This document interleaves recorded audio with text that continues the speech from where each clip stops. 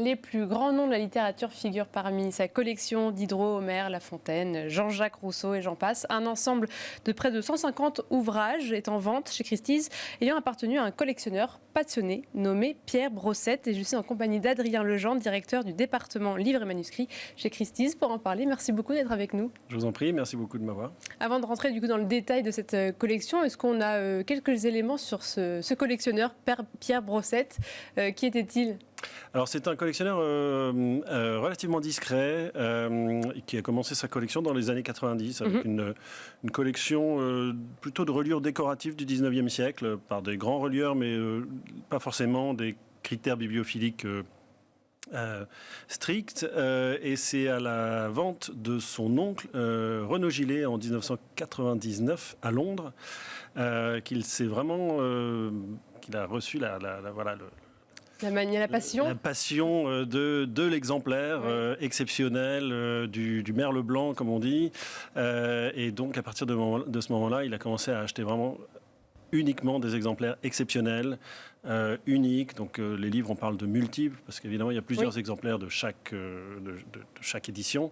Et la bibliophilie, c'est de rendre ce multiple unique. Et donc, Pierre Brossette a recherché pendant 25 ans, vraiment la pièce la plus exceptionnelle. Justement, dans cet ensemble de 150 livres, manuscrits, etc., quels sont les livres les plus peut-être phares et qu'est-ce qui en font leur rareté, leur caractère unique?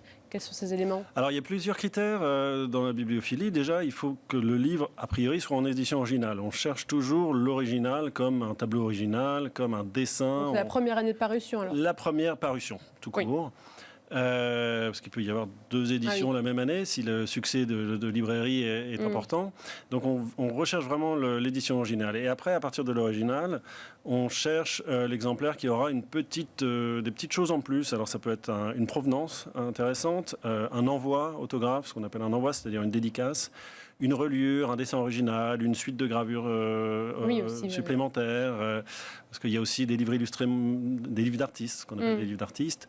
Donc voilà, c'est tous ces petits critères ou ces grands critères qui font d'une bibliothèque lambda, sans être péjoratif, vers une bibliothèque exceptionnelle. Et reliures qui peuvent être aussi elles-mêmes des véritables objets d'art. Donc il y a des véritables artisans qui sont renommés, reconnus, qui font de magnifiques reliures. Absolument, surtout à partir du XXe siècle, fin 19e et XXe siècle en particulier, où on voit vraiment l'émergence de grands relieurs artistiques, que ce soit Pierre Legrain, qui était aussi designer de meubles, Rose Adler, qui également était une grande artiste art déco, et Paul Bonnet, qui est vraiment un axe de la bibliothèque de Pierre Brossette. Il a plus de 25 reliures de Paul Bonnet, dont certaines extrêmement créatives, vraiment révolutionnaires, c'est peut-être un grand mot, mais en tout cas à la pointe de l'avant-garde en termes de reliures et de décors pour ce médium.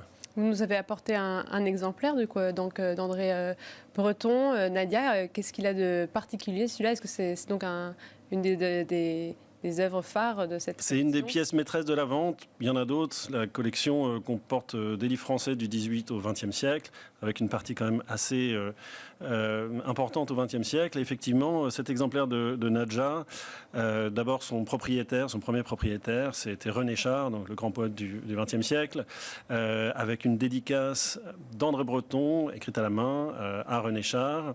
Un certain nombre de truffes, ce qu'on appelle de truffes ou de pièces ajoutées, des manuscrits de Nadja, des dessins originaux de Nadja, des photographies originales. Et cette reliure qu'on appelle photographique, c'est la toute première fois que l'utilisation du médium photographique intervient dans la reliure. Ça date de 1934, donc c'est vraiment la première série de reliures photographiques qu'il fait. Pierre Brossette a trois reliures photographiques de cette série de 1934 sur 8. Donc c'est très important, c'est documenté. Il y a eu une exposition au Salon d'automne de 1934.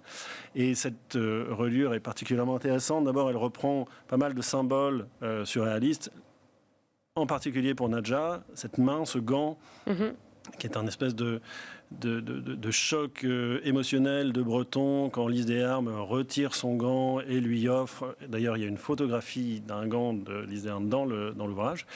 Et Paul Bonnet a utilisé des portraits de Breton qu'il a intégrés au décor de la relure. Et ce qui est très intéressant, c'est qu'à l'époque, la photographie artistique, je ne vais pas dire débute, mais en tout cas n'est pas encore ce qu'elle est aujourd'hui. Et il utilise en particulier ce petit portrait, ce qui est le portrait solarisé d'André Breton par Man Ray. Ah, d'accord. Donc on ajoute une œuvre d'art à l'œuvre d'art. À la créativité de la relure, quelque chose qui était très innovant aussi à l'époque, qui est le portrait solarisé qu'a inventé Man Ray dans les années 20. Et est-ce que ça fait partie des livres qui sont les plus recherchés par les collectionneurs de ce marché, ou qu'est-ce qui attire le plus, ou qu'est-ce qui fait vivre les enchères?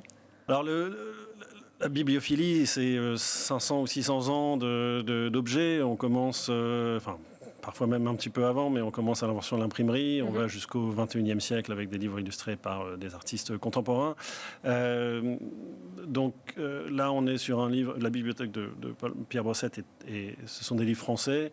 Donc là, on coche à peu près toutes les cases de l'exemplaire exceptionnel. Donc cette relure tout à fait innovante, la provenance René Char, les pièces ajoutées, la lettre d'amour d'André Breton, de Nadja à André Breton, un petit manuscrit de Nadja, des dessins originaux de Nadja et des photographies originales qui ont été utilisées pour l'illustration du livre. Donc là, et l'édition originale, évidemment, du Nadja en grand papier. Alors là, je rentre vraiment dans des détails un petit peu plus techniques, mais voilà, la bibliophilie française est un petit peu particulière dans le sens où elle fait les éditeurs faisaient paraître des grands papiers, des papiers de luxe, qui tiennent plus longtemps, qui sont de meilleure qualité. Et donc voilà, cet exemplaire coche absolument toutes les cases.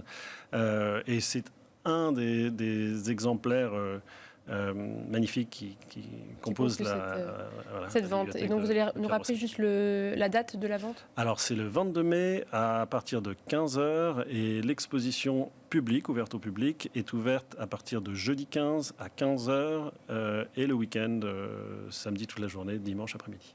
Super. Merci beaucoup Adrien Legendre. Je rappelle que vous êtes directeur du département livres et manuscrits au sein de la maison de vente Christie's. Merci à vous toutes et tous de nous avoir suivis. C'était Art et Marché, édition Week-end.